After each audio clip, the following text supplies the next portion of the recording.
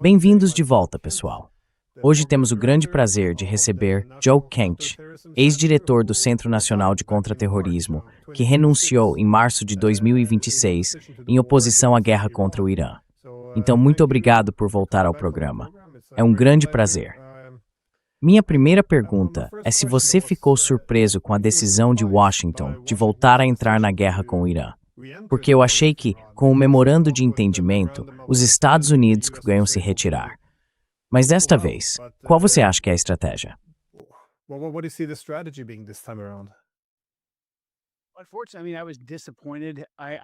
Infelizmente, fiquei decepcionado.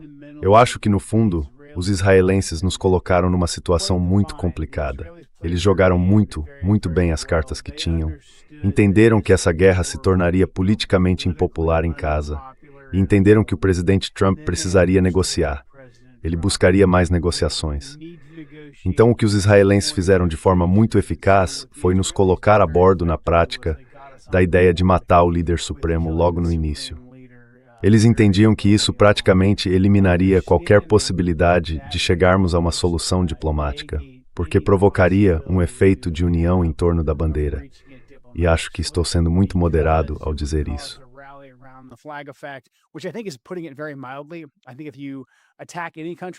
Acho que se você ataca qualquer país, vai haver um efeito de união em torno da bandeira. Mas nós matamos não só a liderança política, também matamos o Ayatollah, que era uma fonte de emulação para milhões de xiitas, principalmente no Irã, mas também no Iraque. Então mobilizamos o povo iraniano em torno da bandeira. E na prática, as opções diplomáticas que temos são limitadas. E eles sabiam que isso frustraria o presidente Trump e o faria escalar o conflito.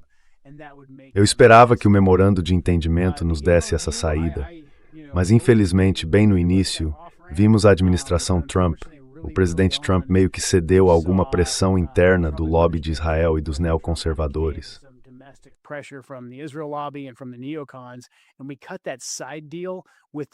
E fizemos aquele acordo paralelo com o governo libanês que, basicamente, se você ler o memorando de entendimento, pensa, bom, essas duas coisas não podem existir no mesmo mundo. E os iranianos basicamente disseram, certo, então isso o invalida. Ao mesmo tempo, estávamos jogando esse jogo de tentar escoltar ou incentivar navios a não coordenarem com os iranianos, o que de novo estava no memorando de entendimento. E as pessoas podem dizer, bom, o memorando é ruim, mas nós o assinamos. Então sim, os iranianos deveriam ter atirado contra navios? Não. Mas eles basicamente disseram que atirariam contra navios se violássemos o memorando de entendimento. Então o que eu vejo agora é o presidente simplesmente extremamente frustrado. Mas infelizmente essa frustração está cegando ele para o que nos levou a firmar o memorando de entendimento em primeiro lugar.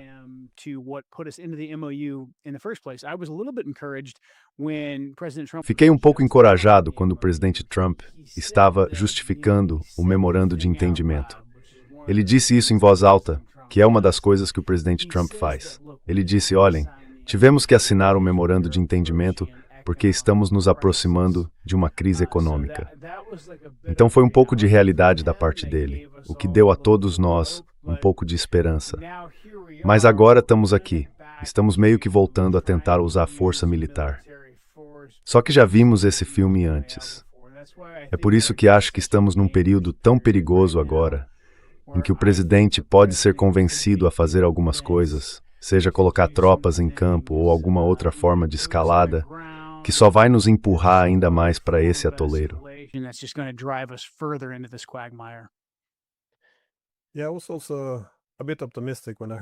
Eu também fiquei um pouco otimista quando ouvi fazer alguns comentários dizendo que, por exemplo, os iranianos têm direito a mísseis balísticos.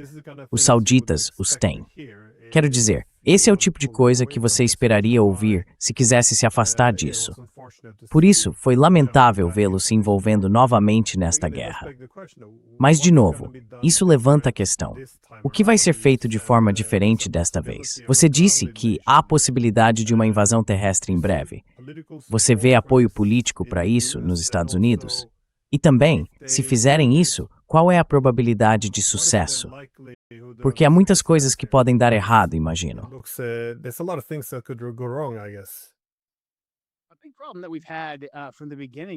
O problema que tivemos desde o início desta guerra, falando estritamente do ponto de vista militar, é: o que é sucesso?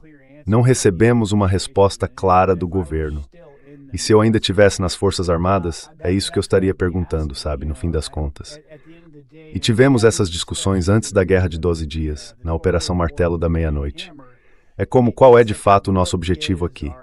Porque, se você inicia operações militares sem definir claramente quais são seus objetivos estratégicos militares, quais são os critérios de sucesso e qual é o estado final em que diremos que as operações estão concluídas e acabaram, é assim que você acaba nesses atoleiros intermináveis.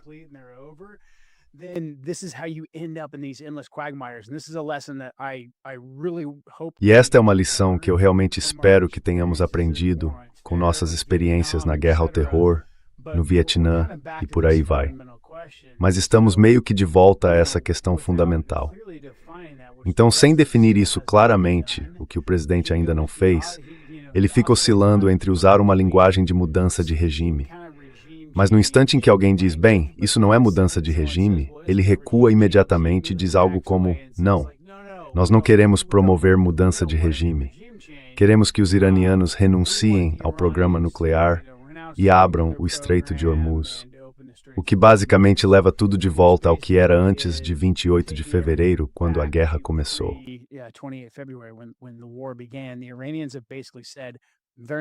Os iranianos basicamente disseram que não vão fazer isso. Agora os iranianos ainda estão dizendo, eles não estão declarando que vão desenvolver uma arma nuclear. Estão apenas dizendo que não vão devolver o controle do Estreito de Hormuz. Então, de novo, realmente demos um tiro no próprio pé ao matar o Ayatollah, porque acho que tiramos a capacidade de negociar. E acho que como lançamos 2 ataques durante as negociações, o povo no Irã agora, a liderança de lá, não acho que eles possam dar ao presidente Trump uma vitória diplomática.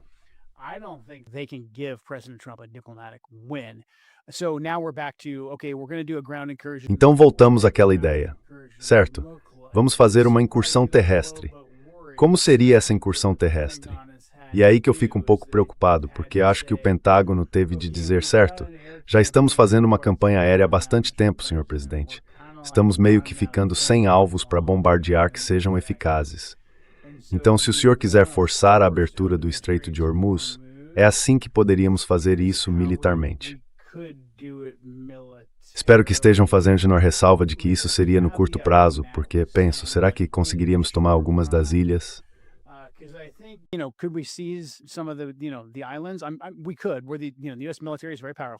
Poderíamos. Os militares dos Estados Unidos são muito poderosos, mas conseguiríamos mantê-los sob controle no longo prazo. Quando penso no nosso histórico de sucesso em realmente manter território de forma eficaz, lembro das nossas guerras recentes a leste e a oeste do Irã, no Iraque e no Afeganistão. Tivemos dificuldade para manter território. E isso foi contra insurgentes armados com explosivos improvisados, lança-foguetes RPG, morteiros e assim por diante. Eles não estavam armados com mísseis balísticos sofisticados, nem drones. Então acho que nossa capacidade de realmente obter sucesso no terreno é muito limitada.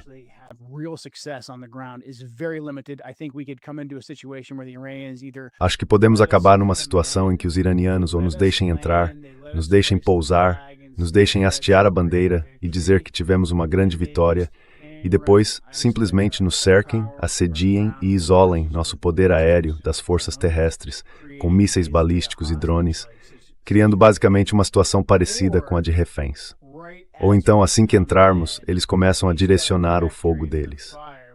Vimos, no ataque na Jordânia que eles realizaram no último fim de semana com mísseis balísticos, e que tragicamente nos custou 3 soldados americanos, que eles conseguem, de fato, direcionar ataques com bastante eficácia e precisão, usando sistemas de mísseis muito poderosos a uma boa distância. Quero dizer, a Jordânia fica bem longe do Irã.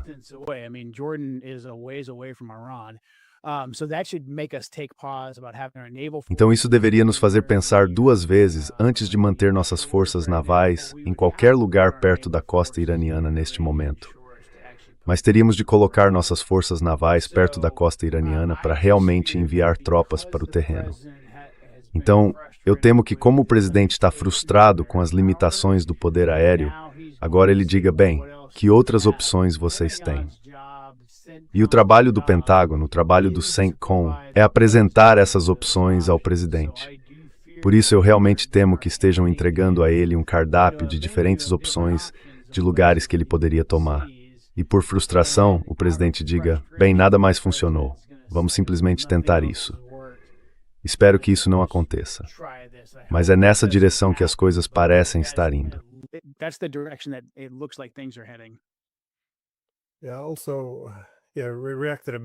Além disso, reagimos um pouco a essa tendência de sempre medir o sucesso em termos de morte e destruição infligidas ao adversário. Porque, mais uma vez, com que objetivo? Eu penso muito nisso, porque se os iranianos enxergarem isso como uma ameaça existencial, eles vão estar dispostos a absorver esse custo. E também, se as capacidades deles não dependem de uma força aérea ou marinha enorme e em pleno funcionamento, então sabe, se forem drones, que diferença faz quanto é destruído, se eles ainda puderem continuar lutando? Mas eu entendo o seu argumento sobre a dificuldade de manter essas ilhas, caso os Estados Unidos as tomem. Sim, eu não vejo, o abastecimento e o apoio vão ser muito complicados. Mas será que isso bastaria para abrir o Estreito de Hormuz? Por que os iranianos precisam controlar as ilhas para bloquear os estreitos?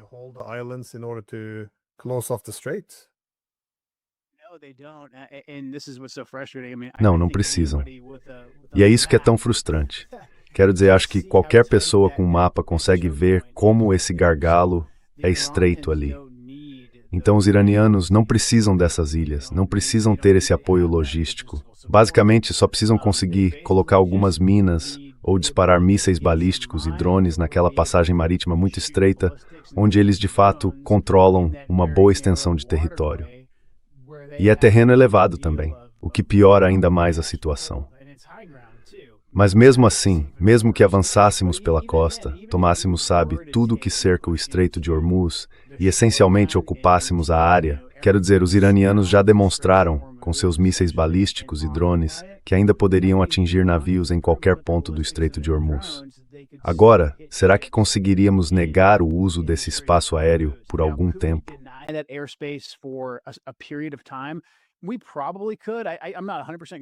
Provavelmente poderíamos. Não tenho 100% de certeza disso, mas talvez pudéssemos. Digamos que pudéssemos. Não podemos fazer isso indefinidamente. Quero dizer, esse é o quintal do Irã. Eles controlam as vias marítimas. Acho que nós simplesmente nos recusamos a aceitar isso, porque é muito frustrante que essa via marítima, e ela não vai voltar ao mesmo status sem que estejamos dispostos a sacrificar alguma coisa. Não acho que o presidente Trump tenha entendido isso ainda. Então ele continua achando que pode pegar uma ferramenta militar, bater com ela na cabeça dos iranianos, e eles vão dizer, tá bom, chega, nós nos rendemos, vamos voltar ao status anterior a 28 de fevereiro no Estreito de Hormuz. Ele simplesmente não aceitou o fato de que isso não vai acontecer de jeito nenhum. Agora, acho que ele tem outras opções. Podemos falar sobre elas. Acho que é bem simples.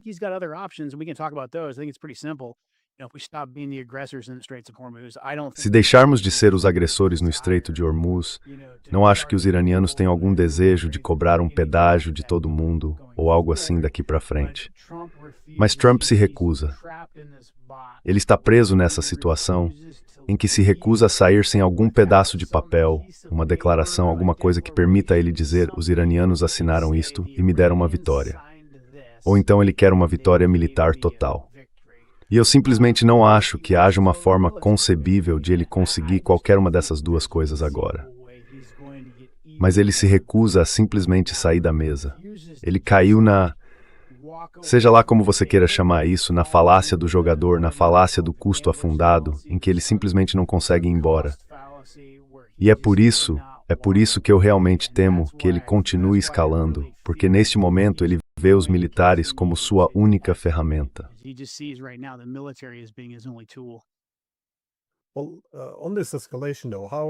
Bem, sobre essa escalada, como você está interpretando a situação? Porque parece que a guerra está menos intensa do que esteve nas duas primeiras rodadas. Mas, por outro lado, parece que mais atores estão sendo envolvidos, especialmente o Iêmen. E também parece estar escalando o que eles estão dispostos a atacar. Quer dizer, instalações de energia, usinas de dessalinização. Não sei, de repente o futuro do Kuwait começa a parecer possivelmente problemático. Para onde você vê essa escalada realmente indo? Porque acho que isso pode ser um problema. A ilusão ou a falsa crença de que se tem controle sobre a escalada, como você sugeriu. A capacidade de, por exemplo, voltar ao antigo status quo, de simplesmente manter o Estreito de Hormuz aberto. Isso não está disponível. Então, o que pode dar errado aqui?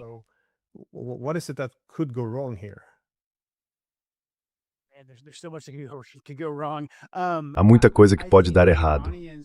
Acho que os iranianos por um tempo estavam seguindo uma escalada bem deliberada. Mas à medida que nós escalamos e começamos a atacar a infraestrutura civil, acho que os iranianos tiraram as luvas até certo ponto. E acho que eles estão usando este período de... Não é apenas uma troca de ataques com os iranianos. Eu vejo eles executando uma estratégia bem deliberada em que, como você disse, estão mirando o Kuwait. Estão tentando basicamente expulsar nossas bases da região, o que eu acho que deveríamos simplesmente aceitar, porque nossas bases se mostraram uma vulnerabilidade estratégica e não um ativo. Mas quanto mais tentamos nos apegar a elas, mais alvos apresentamos para os iranianos atingirem.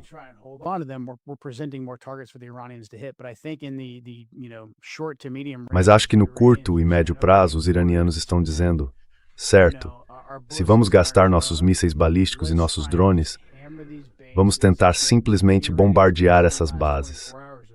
Basicamente, nas últimas 24 horas, os iranianos disseram aos estados do Golfo, ei, se os seus hotéis ou outras áreas estiverem abrigando tropas americanas, eles também serão alvos legítimos.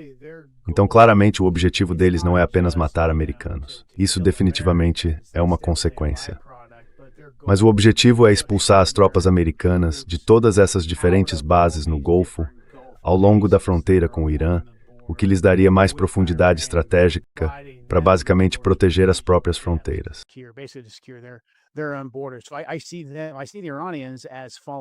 Então eu vejo os iranianos seguindo uma estratégia bastante pragmática aqui.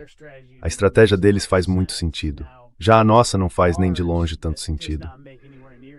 Essencialmente estamos jogando gasolina nisso ao dizer agora vamos atrás da infraestrutura petrolífera deles, agora vamos atrás das usinas de dessalinização, agora vamos atrás das pontes. No fim das contas, essa é a frustração de Trump. Ele bombardeou todos os alvos militares e o regime não vacilou. Então, agora ele está dizendo certo, vou infligir ainda mais sofrimento. O que eu não acho que ele tenha percebido é que não existe quantidade de sofrimento que os iranianos não estejam dispostos a suportar.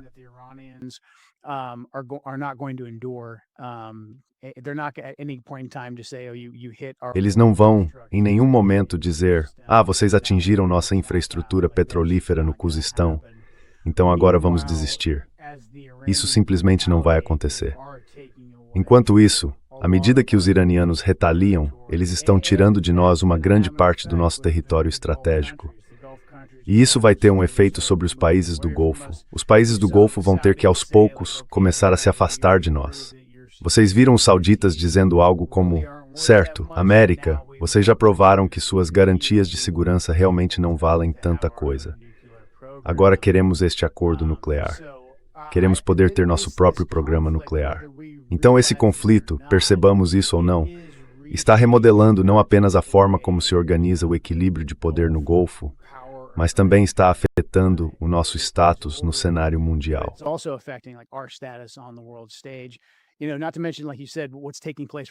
Sem falar, como você disse, do que está acontecendo agora com o Iêmen.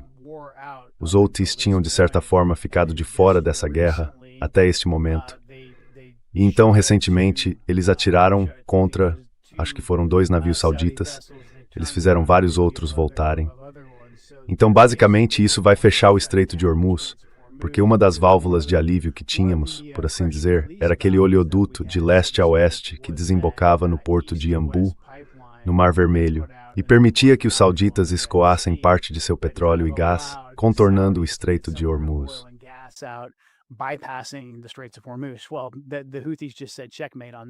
Bem, os Houthis acabaram de dar checkmate nisso. E as pessoas deveriam se lembrar de que em 2025, quando concentramos todo o nosso poder de combate nos Houthis, numa tentativa de derrotá-los, não conseguimos. E de novo, isso aconteceu porque não entendemos a determinação deles. Mas também não entendemos o terreno. Não percebemos o quão montanhoso é o Iêmen, nem o quanto o programa deles de mísseis balísticos e drones já avançou. Não compreendemos realmente o quão estreita é aquela área. Não é preciso ter muita tecnologia sofisticada para esconder naquelas montanhas e conseguir lançar fogo eficaz sobre o Mar Vermelho. É só geografia.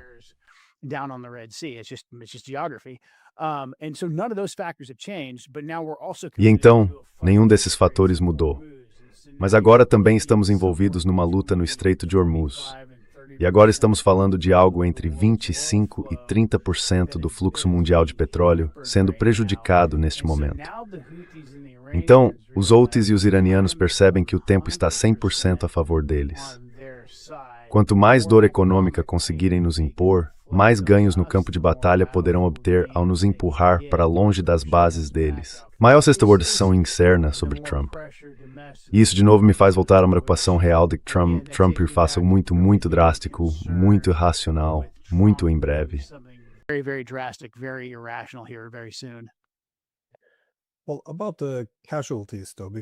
Bem, sobre as baixas. Os iranianos têm atacado com bastante força essas bases dos Estados Unidos, que, como você disse, eles gostariam de eliminar. E mais uma vez, se eu fosse iraniano, isso provavelmente também estaria no topo da minha lista de prioridades, acabar com bases hostis. Mas, por favor, me corrija se eu estiver errado. Nas duas primeiras rodadas desta guerra, tive a impressão de que os iranianos seriam um pouco cautelosos em infligir baixas militares aos americanos, porque isso poderia dificultar, digamos, uma saída para a crise ou algum acordo político para recuar nessa situação. Mas se a confiança deles em qualquer solução política, ou na diplomacia de modo geral, está desaparecendo, você acha que agora eles estão mais dispostos a atingir tropas americanas com mais força? Mais uma vez, eu sei que isso envolve alguma especulação, mas como você está vendo isso?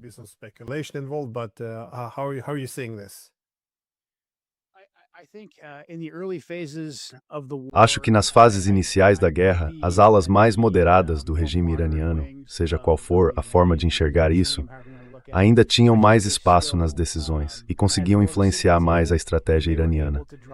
Muito disso se deveu ao que eu considero ter sido o caos das primeiras etapas do conflito. Nós matamos o Ayatollah, mas houve um período de luto depois. E então, ao ver a reação iraniana e também a iraquiana, a reação do mundo, a reação libanesa, a reação dos xiitas no mundo todo ao funeral do Ayatollah, além da trágica morte das estudantes dentro do Irã.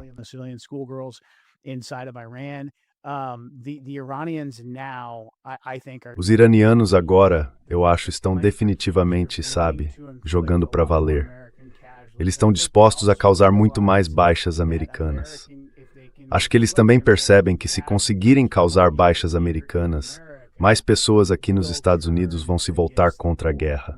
Agora eu temo que sim, mais pessoas vão se voltar contra a guerra dentro dos Estados Unidos.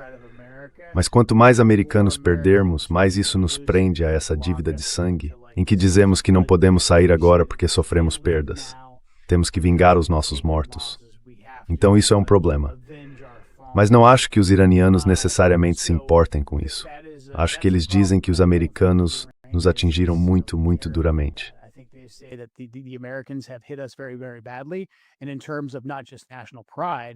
E, em termos não apenas de orgulho nacional, não apenas de vingança, mas de dissuasão futura, temos que desferir um golpe que deixe claro para eles que não podem simplesmente entrar aqui, matar nossos civis e matar nossos líderes. Porque se não fizermos isso, eles vão continuar fazendo isso conosco. E há uma certa lógica nisso. Então os iranianos estão revidando com muita, muita força agora. E acho que no início eles atingiram apenas as bases dentro do Golfo. Mas acho que querem forçar todos os diferentes países do Golfo ali a vir até nós discretamente e simplesmente dizer: "Ei, tirem seus homens daqui, essa relação não vale mais a pena."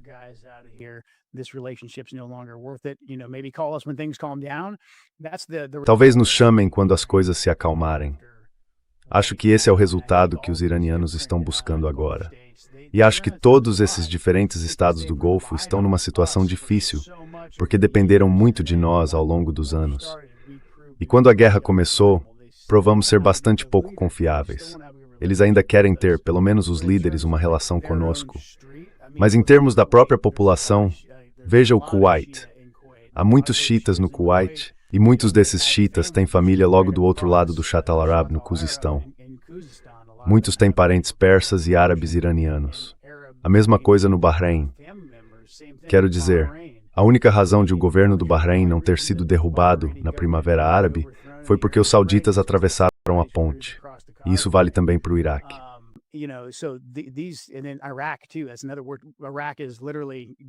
Essa é outra questão.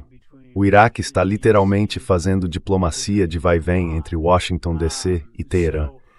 Então acho que todos esses países, neste momento, estão sentados sobre barris de pólvora internamente, por causa do que aconteceu. Mas além disso, os iranianos, praticamente todas as noites, estão fazendo que pragmaticamente a relação deles conosco simplesmente não valha muito a pena. E acho que vamos ter que ser realistas quanto a isso, e provavelmente dar a eles um pouco de margem para dizer tudo bem, não teremos nossos homens, nossas bases e nossas tropas nos seus países, em nome da própria autopreservação de vocês.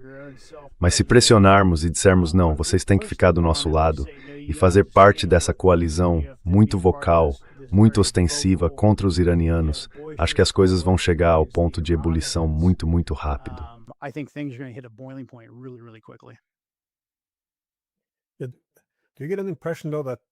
Certo. Mas você tem a impressão de que, bem, o Trump obviamente mudou de posição, mas eu me pergunto por quê. Porque quando ele assumiu de novo o segundo mandato, parecia, pelo menos para mim, que ele realmente queria pôr fim a todas essas guerras. E, de novo, havia uma lógica forte por trás disso. Por isso eu achava que a posição dele era exatamente o que os Estados Unidos precisavam. Ou seja, todas essas guerras deixam os Estados Unidos sobrecarregados, elas os desgastam. Além disso, todas essas potências eurasiáticas, sejam os russos, os chineses ou os iranianos, de repente passam a ter um objetivo comum: equilibrar coletivamente o poder dos Estados Unidos. Parecia uma estratégia abrangente para se ajustar a essa nova distribuição de poder.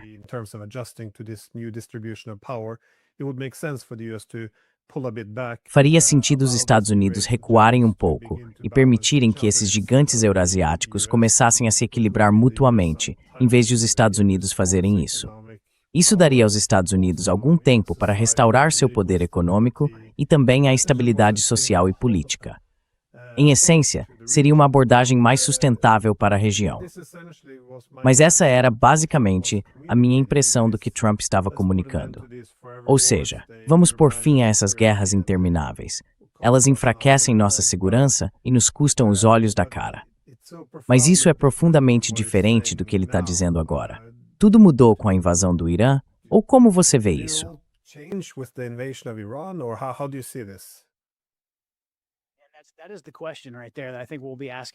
Essa é exatamente a pergunta que eu acho que vamos fazer por bastante tempo, porque eu concordo com você. Quero dizer, o presidente Trump, mesmo no primeiro mandato, embora as coisas não fossem perfeitas e ele não conseguisse o que queria todas as vezes, estava tomando medidas para tentar nos tirar dessas guerras. Quando houve uma tentativa de nos levar a uma escalada rumo a uma guerra com o Irã, ele equilibrou isso. Usou ataques militares deliberados, como quando matou Soleimani, mas depois recuou. Então, para mim, essa é uma grande razão pela qual me senti ter sido nomeado para o cargo que ocupei.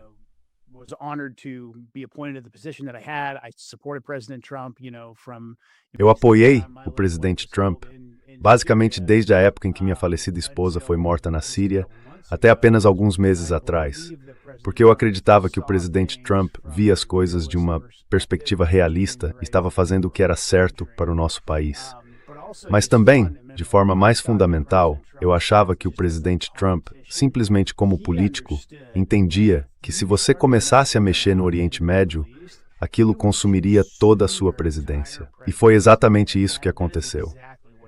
Agora, quanto ao motivo dessa mudança, honestamente, eu realmente não sei, eu tenho dificuldade com isso, e fico indo e voltando entre as perguntas. Ele foi enrolado? Foi enganado? Definitivamente houve muito disso acontecendo no período que antecedeu esta guerra.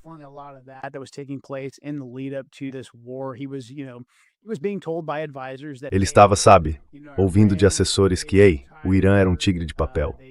Eles não nos atingiram de verdade. Não nos atingiram em nenhum momento durante a Guerra de 12 Dias. Olha a resposta à Operação Martelo da Meia-Noite. Esses caras só falam. Toda a sua comunidade de inteligência está errada. Veja o que você fez na Venezuela. Há manifestantes nas ruas. Era isso que os israelenses certamente estavam dizendo a ele. Enquanto isso, o restante da, eu diria, comunidade de inteligência, o departamento de guerra, todos nós estávamos dizendo algo como, ei, olha, escapamos por pouco na Guerra de 12 Dias. Todas essas capacidades com que estávamos preocupados ainda estão lá. O Estreito de Hormuz continua no mesmo lugar. Basta olhar o mapa.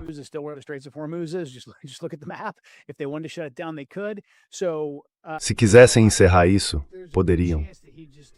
Então há uma boa chance de que ele simplesmente não tenha ouvido e que tenham alimentado o ego dele e tudo mais.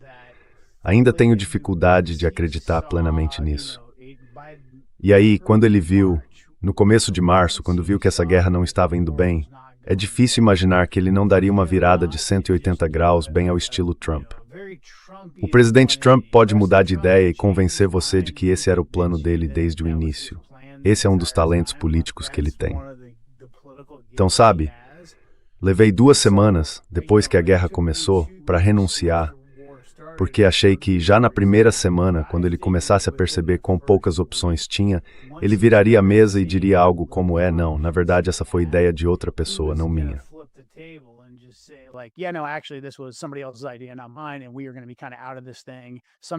E nós estaríamos, de certa forma, fora disso. Algum dano teria sido causado, com certeza. Mas ainda não estaríamos atolados nesse atoleiro. Sabe, existe sempre o lobby de Israel, quer dizer, eles deram muito dinheiro ao presidente Trump. Ele está cercado de pessoas que têm muita simpatia por Israel.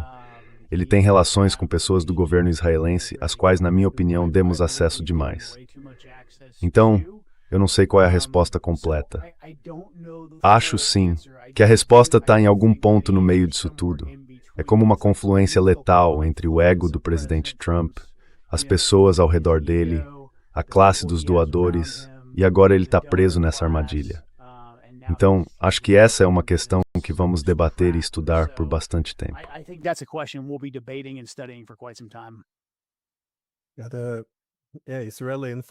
Sim, a influência israelense sobre os Estados Unidos é obviamente bastante profunda. Mas parece haver agora uma divisão interessante nos Estados Unidos, porque sempre pareceu haver um consenso de que os Estados Unidos e Israel precisavam estar unidos de forma inseparável.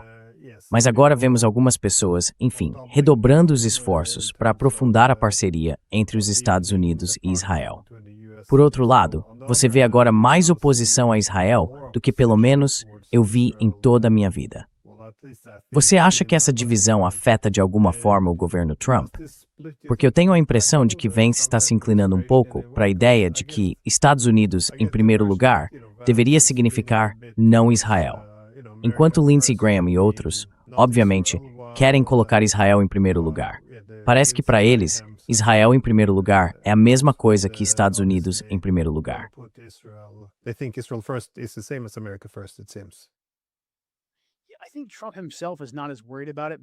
Acho que o próprio Trump não está tão preocupado com isso, porque não precisa concorrer à reeleição de novo. E também porque Trump ainda tem na cabeça que MAGA e América Primeiro são o que quer que ele diga que são. Mas as pessoas que precisam se preocupar com o futuro político, obviamente o vice-presidente e provavelmente todos os demais neste gabinete, mas mais visivelmente Marco Rubio, vão enfrentar essa disputa em 2028 100%. Provavelmente do lado democrata também. Será uma eleição aberta em 2028. Então os democratas terão uma prévia disputada. Nós teremos uma prévia disputada do lado republicano. E acho que essa questão vai estar muito no centro do debate. Acho que o vice-presidente Vance está numa situação muito difícil.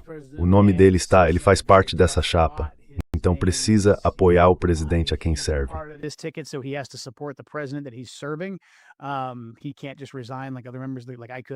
Ele não pode simplesmente renunciar, como outros membros, como outros integrantes do gabinete podem. Então ele teve que se equilibrar numa linha tênue. Sempre que teve uma oportunidade, acho que ele apontou com tato onde os israelenses e a nossa relação com os israelenses nos levaram para o caminho errado nesse conflito. Então, acho que vamos ouvir mais dele sobre isso, especialmente depois das eleições de meio de mandato e à medida que o ciclo eleitoral de 2028 realmente ganhar força. Mas aí você tem a ala Marco Rubio Ratcliffe, do Partido Republicano, os republicanos do establishment, que agora querem se reposicionar como essa nova versão do MAGA que Trump vem tentando promover nos últimos 18 meses. Então vai ser uma grande disputa. Eu não acho que os números, em termos de eleitores mais jovens, ou não estão ali lado de Gethet.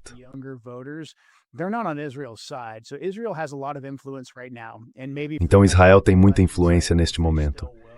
E talvez continue tendo nos próximos 2 ciclos eleitorais, porque pode colocar muito dinheiro nas eleições. E, infelizmente, o sistema americano permite que o dinheiro influencie as eleições. Eu não concordo com isso, mas é o que é. Esse é o sistema, mas acho que há uma data de validade para isso, e ela está se aproximando muito, muito rápido. Então, se eu fosse um israelense, sob Benjamin Netanyahu, eu ficaria preocupado com o futuro, eu ficaria preocupado com nossa relação de longo prazo com os Estados Unidos, porque, neste momento, seja um democrata ou um republicano, é provável que quem ocupar a Casa Branca em seguida não seja nem de longe tão pró-Israel quanto o presidente Trump.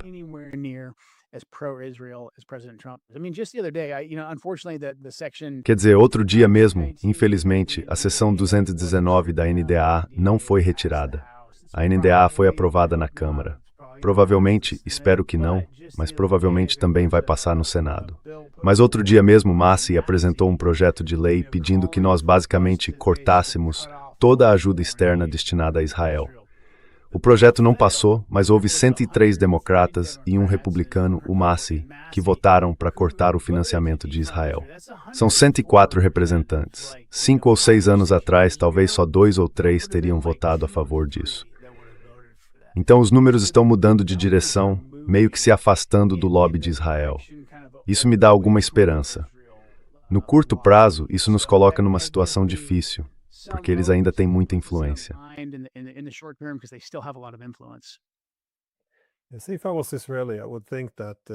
Veja, se eu fosse israelense, eu pensaria que sim, nas últimas décadas, não precisaríamos fazer concessão alguma e poderíamos essencialmente ditar o resultado que queremos em todas as partes do Oriente Médio.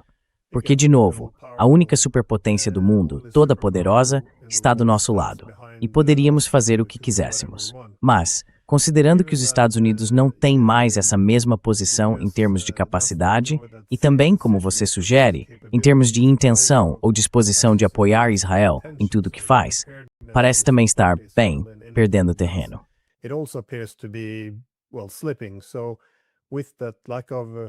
Então, diante dessa ausência de uma definição clara sobre as intenções e capacidades em constante mudança dos Estados Unidos, seria de se esperar que Israel começasse a buscar alguns caminhos diplomáticos com seus vizinhos e se ajustasse a essa nova realidade. Mas eles parecem estar indo na direção oposta.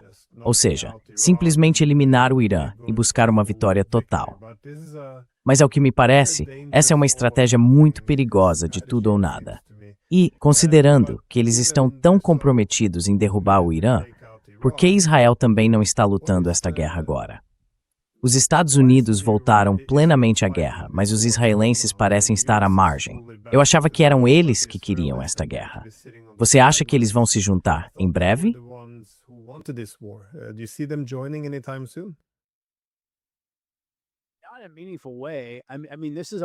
Não de uma forma significativa. Quer dizer, esse sempre foi o cálculo israelense. Eles nos levaram, na prática, a atacar a maioria dos regimes que os ameaçavam e a derrubá-los depois do 11 de setembro. Quer dizer, esse era o plano deles, a teoria da ruptura limpa que expuseram em 1996. E nós a executamos quase à risca, até chegar ao Irã. E o Irã era o país com o qual eles sempre precisaram mais de ajuda. Olha, os israelenses. Sempre que conversei com a inteligência israelense, eles tinham uma avaliação muito lúcida de Israel, desculpe, do Irã. Eles entendiam o tamanho do desafio, o quanto ele é grande e os avanços que fizeram na tecnologia militar.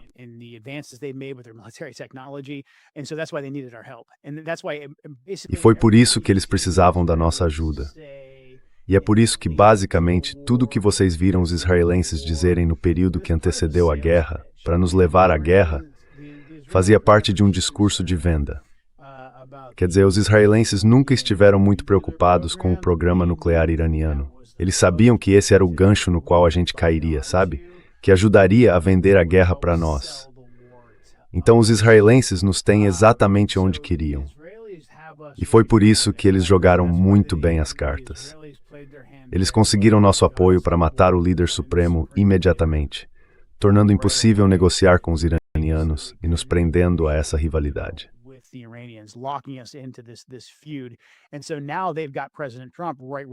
E agora eles colocaram o presidente Trump exatamente onde queriam.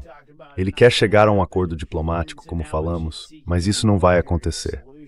Então agora ele está buscando uma solução militar.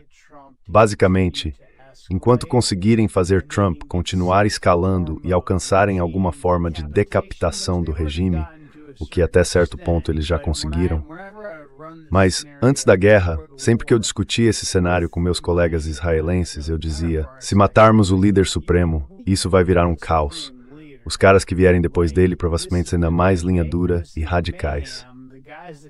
Os israelenses entendiam isso perfeitamente.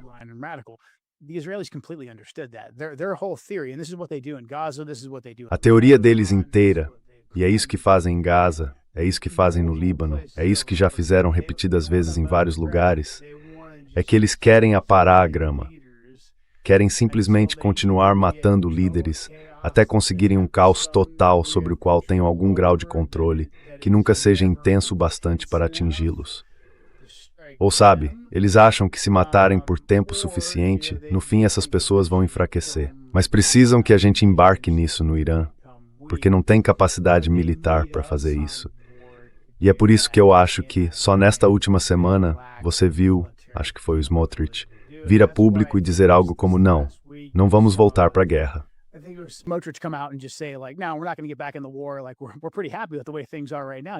Tipo, estamos bem satisfeitos com a forma como as coisas estão agora.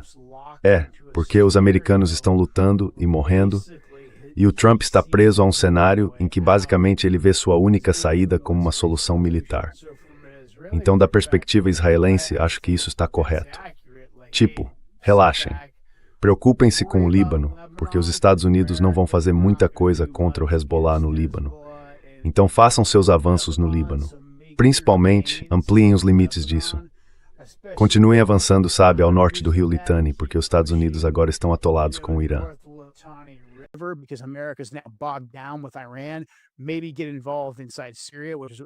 Talvez se envolver dentro da Síria, o que, ao que parece, eles também vão fazer.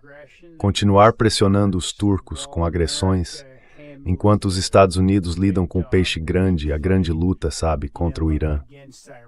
Então, de novo, este deveria ser mais um momento de esclarecimento para nós. Tipo, entramos nesta guerra por causa dos israelenses, e agora os israelenses estão simplesmente dizendo, não, estamos bem com as coisas do jeito que estão. Não temos nenhum desejo de participar disso. Então, sabe, enquanto não conseguirmos enxergar os israelenses com clareza, vamos continuar sendo colocados nessas situações.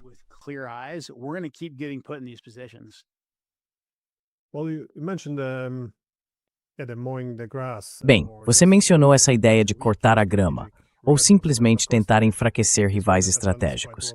E é claro, os israelenses fizeram isso muito bem com os palestinos, a Síria, o Líbano, a maioria dos seus vizinhos. Mas parece que agora há um alvo diferente, a Turquia. Isso me parece interessante, não só porque é um país enorme, e eu diria poderoso, mas também por ser um Estado-membro da OTAN.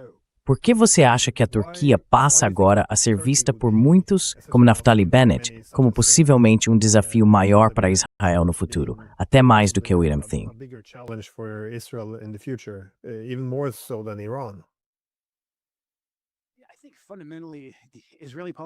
Acho que, no fundo, os políticos israelenses realmente precisam ter um país estrangeiro para atacar, a fim de mobilizar as pessoas em torno da causa deles, seja ela qual for.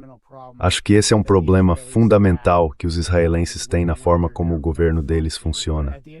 Mas, no fim das contas, acho que a Turquia é uma das maiores potências da região, do Oriente Médio. É outro país de enorme importância geográfica e é por isso que faz parte da OTAN. Tem um exército muito grande e muito poderoso, tem um serviço de inteligência muito eficiente e representa uma ameaça direta ao fato de Israel ser, sabe, o manda-chuva ou o hegemon do Oriente Médio.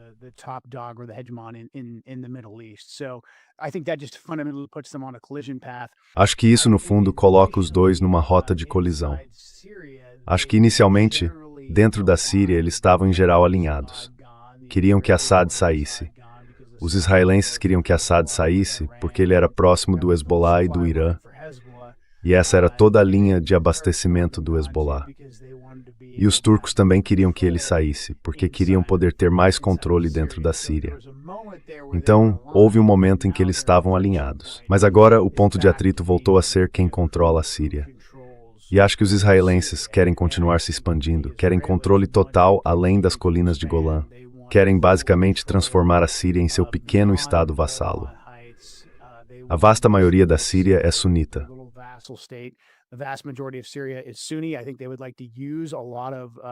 Acho que eles gostariam de usar muitos dos contemporâneos de Shara basicamente como seus representantes contra o Hezbollah, mas também contra quaisquer outras facções pró-Irã que estejam por aí. E os turcos, eu acho, têm uma visão muito diferente. Acho que eles querem continuar tendo a Síria como sua zona de influência. Querem mais acesso ao Mediterrâneo, querem acesso aos oleodutos. Então acho que estão rumando para uma rota de colisão. Há muitos fatores diferentes envolvidos nisso também.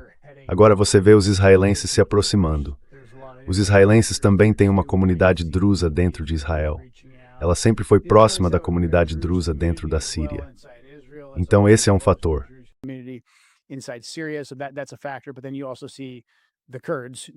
Mas aí você também vê os curdos.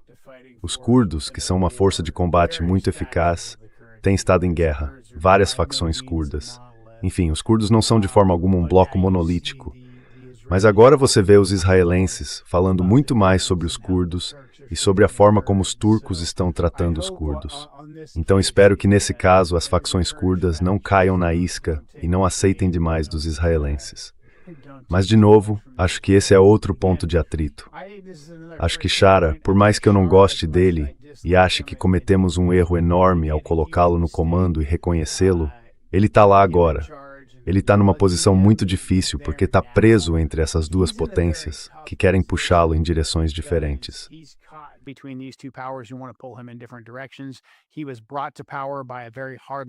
Ele foi levado ao poder por uma facção jihadista sunita muito linha dura, que não vai se sentir confortável vendo ele se alinhar e se aproximar demais de Israel. Mas, ao mesmo tempo, acho que ele provavelmente tem algumas facções que dizem: sim, poderíamos entrar em guerra com o Hezbollah, poderíamos atacar todos os nossos diferentes grupos minoritários. E o que os turcos acham disso? Então, o próprio Shara também está numa situação muito difícil. Este é mais um caso em que, quanto mais você olha para todos os diferentes atores e facções que estão ali no tabuleiro, mais fica claro que não há nenhum benefício para os Estados Unidos se envolverem em nada disso. E ainda assim, continuamos nos colocando bem no meio de tudo.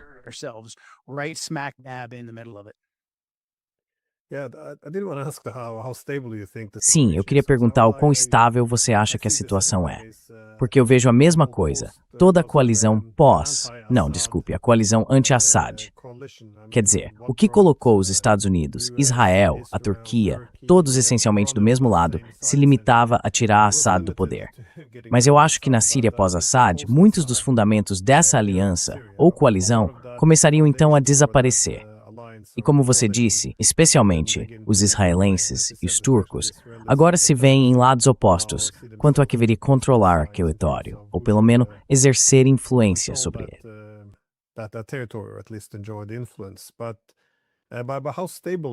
Mas quão estável isso é?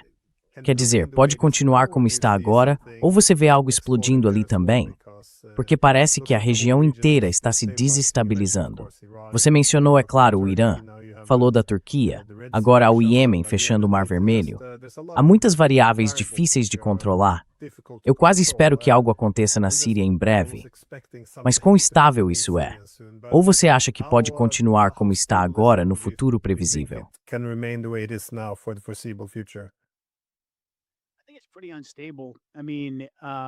Muito instável.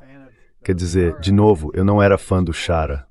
Acho que no fundo ele ainda é um terrorista da Al-Qaeda. No entanto, ele meio que é a cola que mantém o país inteiro unido, porque tem relações com todas essas diferentes facções que o levaram ao poder.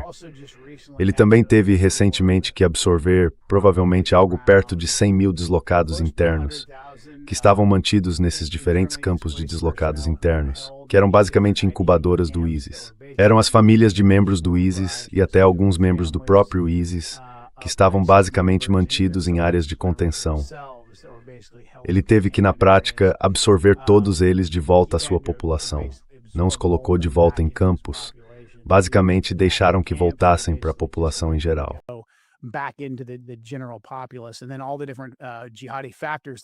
E então, todas as diferentes facções jihadistas que se alinharam em torno do HTS, em torno de Shara, para de fato entrar e derrubar Assad. Sempre houve um debate sobre quanto controle ele realmente consegue exercer sobre essas diferentes facções. Muitas delas ainda são controladas, literalmente, por combatentes estrangeiros que juraram lealdade à Al-Qaeda. Às vezes eles escutam Shara e às vezes não escutam.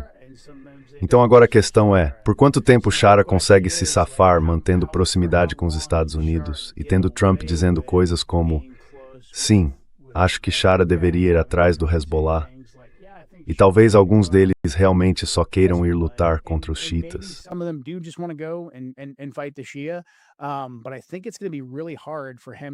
Mas acho que vai ser muito difícil para ele manter, por muito tempo, sequer uma tolerância geral em relação aos israelenses, por causa da base que o levou ao poder. Isso vai gerar controvérsia. Então acho que esse é provavelmente um dos fatores mais importantes que estão sendo ignorados nesse momento. Mas ao mesmo tempo, a própria existência de Shara e a forma como o Ocidente e os israelenses meio que o acolheram, isso realmente, eu acho, só aumentou muito o apoio ao Hezbollah até dentro do Líbano. Talvez você tenha até não xiitas dizendo, eu me lembro da última vez que o ISIS estava no comando e cruzou a fronteira, e as únicas pessoas que nos salvaram deles foram o Hezbollah.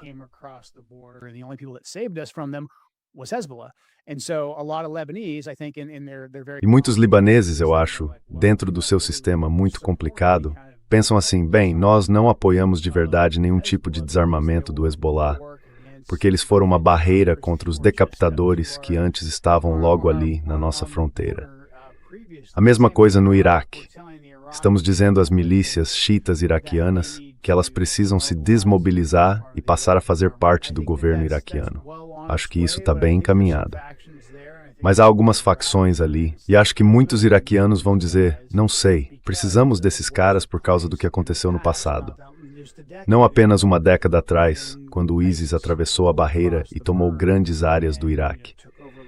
Então eu acho que a Síria definitivamente tem, sem dúvida, algumas brasas acesas sob as cinzas ali que podem explodir muito, muito rapidamente. Sem falar em tudo que está acontecendo com os turcos, de que acabamos de falar.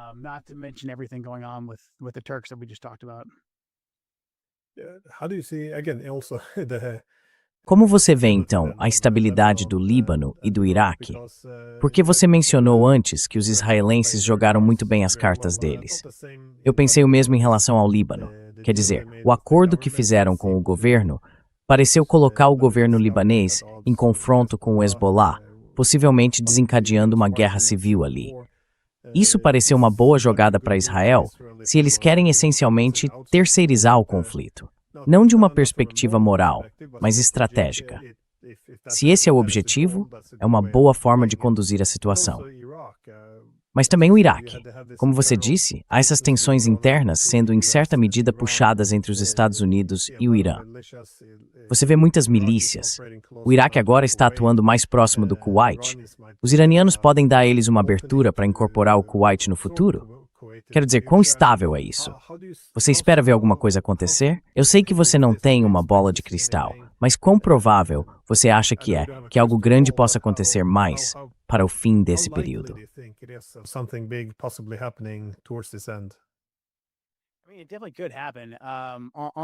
Quer dizer, isso definitivamente poderia acontecer do lado libanês.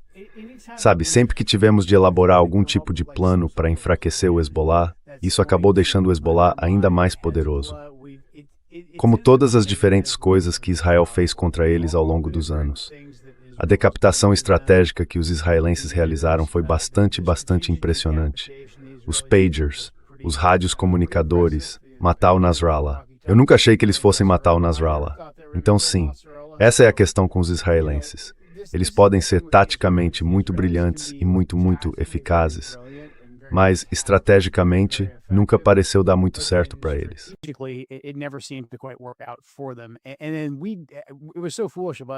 E foi muita tolice nossa, na minha opinião, entrar nisso e fechar aquele acordo paralelo. Não só porque isso enfraqueceu o memorando de entendimento, mas porque quando você olha para os fundamentos gerais da coisa, isso nos colocou o CENTCOM no meio da situação. Basicamente, estamos fazendo o papel de árbitro entre as diferentes facções dentro do Líbano. Olha, tentamos isso lá nos anos 80 e terminou em tragédia, com fuzileiros navais americanos sendo mortos em explosões do Hezbollah. Então, de novo, eu simplesmente não vejo um cenário que termine bem, em que nós, como gente de fora, tentamos cooptar algumas das minorias e dizemos agora vocês têm que se voltar contra o Hezbollah. Agora, da perspectiva israelense, como você disse, essa é uma receita para conflito interno ali, algo com que os israelenses estão completamente confortáveis. Essa é outra coisa que eu acho nunca internalizamos plenamente. Os israelenses sentem confortável o caos.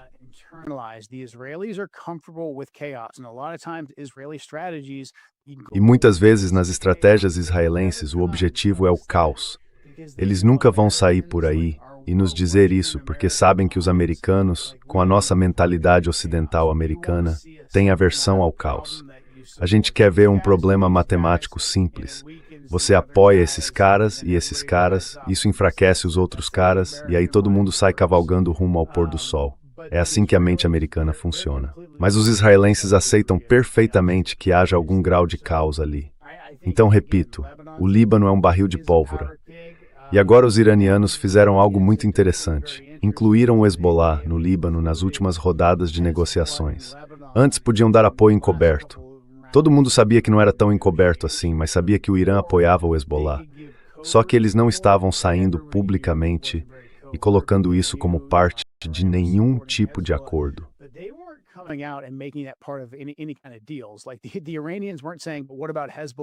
Os iranianos não diziam mais e o Hezbollah durante as negociações do JCPOA.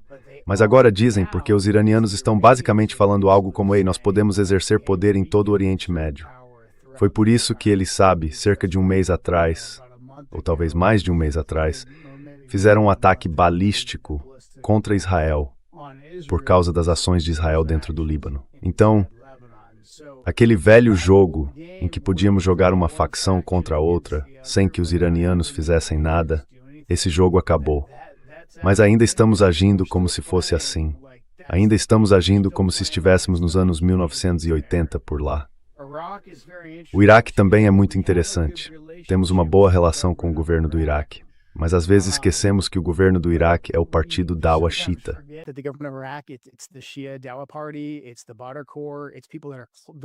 É a organização Badr. São pessoas muito alinhadas com os iranianos. A maioria delas é pragmática e realmente quer ter uma boa relação conosco. Elas querem estabilidade, querem ter uma boa relação comercial com o Irã, não querem ser arrastadas de volta para o conflito sectário. Passei muito tempo tanto nas Forças Armadas quanto no Iraque e voltei lá 3 vezes como diretor do Centro Nacional de Contra-Terrorismo.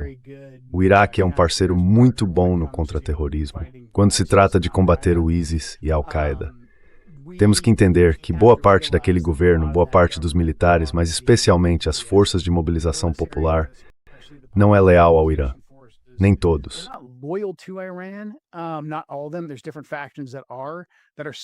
Há facções menores e diferentes, mas essas são as mais capazes. São essas que você vê realizando ataques com drones, ataques balísticos. Mas há muitas outras lá que, se continuarmos uma guerra massiva contra o Irã, quando a situação apertar, especialmente se houver uma fátua do Ayatollah Sistani, que é um clérigo iraniano que vive em Najaf, no Iraque, vamos nos deparar com um mundo totalmente novo. E estamos meio que no fio da navalha em relação a isso. Então, a liderança que ajudamos a instalar em Bagdá provavelmente nos diz tudo e queremos ouvir, e provavelmente fará a maior parte das coisas que faça.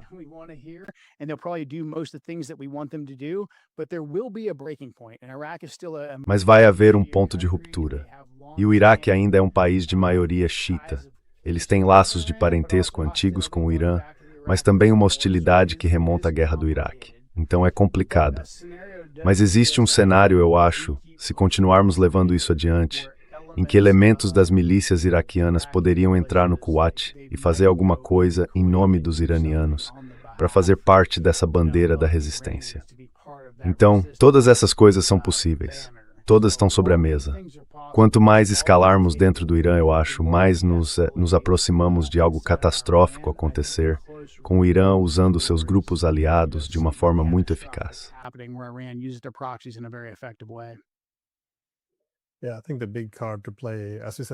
Sim, acho que a grande carta a ser jogada, como você disse antes, era contar com a ajuda do Iêmen para fechar o Mar Vermelho.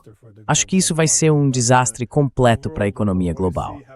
Mas, no geral, o que você vê acontecendo agora? Quer dizer, de novo, ninguém tem bola de cristal, mas você vê todos os diferentes atores, os interesses deles e a direção que tudo isso está tomando em termos de escalada. Tem alguma coisa que você está acompanhando de perto? Alguma preocupação específica?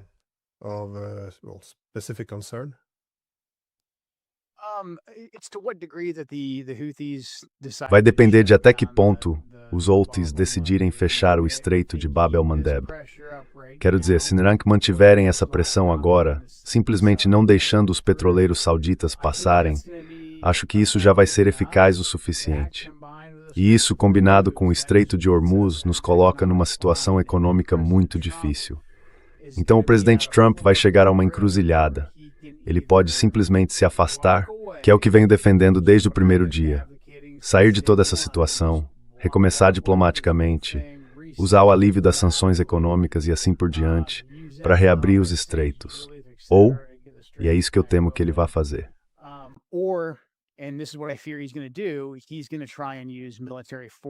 Ele vai tentar usar a força militar, o que vai acabar levando, de certa forma, a qualquer um daqueles cenários horríveis de que acabamos de falar. Aí você entra, sabe, no vale das consequências não intencionais. Você acha que tem um plano, mas quando as balas, os projéteis e os drones estão voando, você não necessariamente tem um plano. O que eu temo é a encruzilhada em que os iranianos estão. E eu não sei para que lado isso vai pender. Acho que há muitos líderes estratégicos dentro do Irã, muito pragmáticos e muito pacientes, dizendo, ei, se mantivermos o status quo agora e continuarmos, aos poucos, empurrando os americanos para longe da nossa fronteira, mas garantirmos fortes restrições ao Estreito de Hormuz e garantirmos que os Houthis imponham fortes restrições ao Mar Vermelho, então, com o tempo, provavelmente, em questão de apenas alguns meses, vamos colocar os americanos numa situação muito, muito ruim.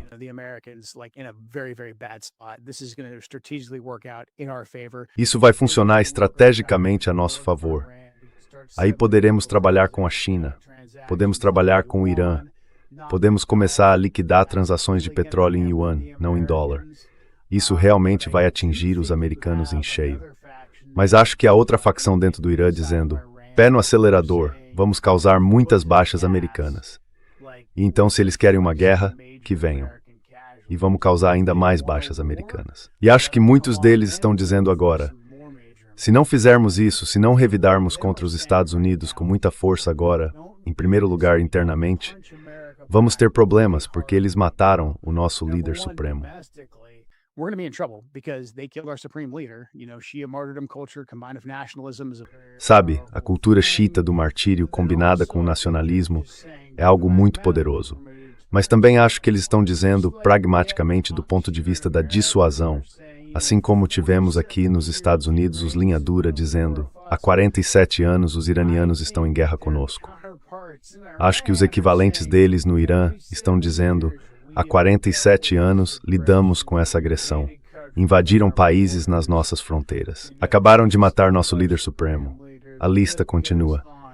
Se não os atingir, McGordon, enquanto temos impulso, nunca passa por stead. we're never going to get this opportunity again. And that's why I fear, a mass casualty scenario. E é por isso que eu temo um cenário com muitas vítimas. E temo que os iranianos estejam praticamente nos provocando a entrar em algum tipo de incursão terrestre. Então, acho que esses são os dois caminhos diferentes que essa situação pode tomar.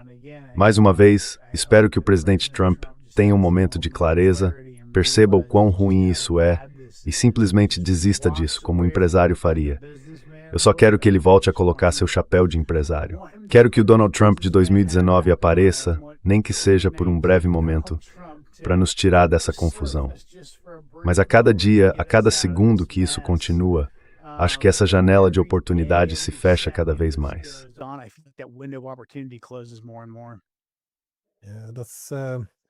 Sim, há também muitas incógnitas, o que é motivo de grande preocupação. E como você disse, a lei das consequências não intencionais, acho que isso não é realmente valorizado. Acho que foi o Mike Tyson quem disse que todo mundo tem uma estratégia até levar um soco na cara. Penso muito nisso, porque... Palavras para levar para a vida. Sim, muito. Mas tem uma última pergunta sobre, acho que a política interna de Washington. Você e Tulsi Gabbard eram, os grandes defensores de acabar com as guerras sem fim, ao que parecia. E Tulsi Gabbard não assumiu uma posição mais firme sobre isso como você. E eu pensava, que todo mundo precisa jogar o jogo em Washington à sua própria maneira. Mas ela acabou deixando o cargo também. Surpreendeu você que ela não tenha adotado uma posição, mais baseada em princípios contra uma guerra sem fim?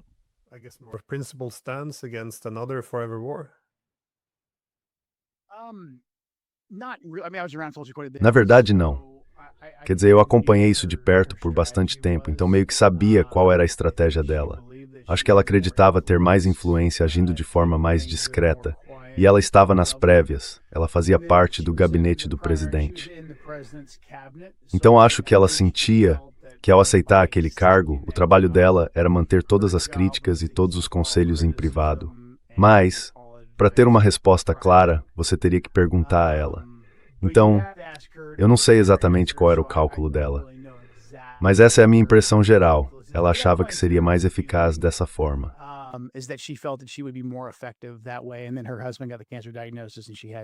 E então o marido dela recebeu o diagnóstico de câncer e ela teve que deixar o cargo. Vamos ver o que ela faz daqui para frente. Mas, de novo, perder a Tulsi do gabinete é uma grande perda, porque agora as vozes por mais realismo e mais contenção, eu acho, estão muito, muito limitadas dentro do gabinete. Obviamente, o vice-presidente de quem falamos antes também está numa posição difícil. Mas eu não sei quanto apoio o vice-presidente tem agora quando diz: "Ei, acho que isso é uma ideia." Então não ter a Tulsi na sala mais é uma perda.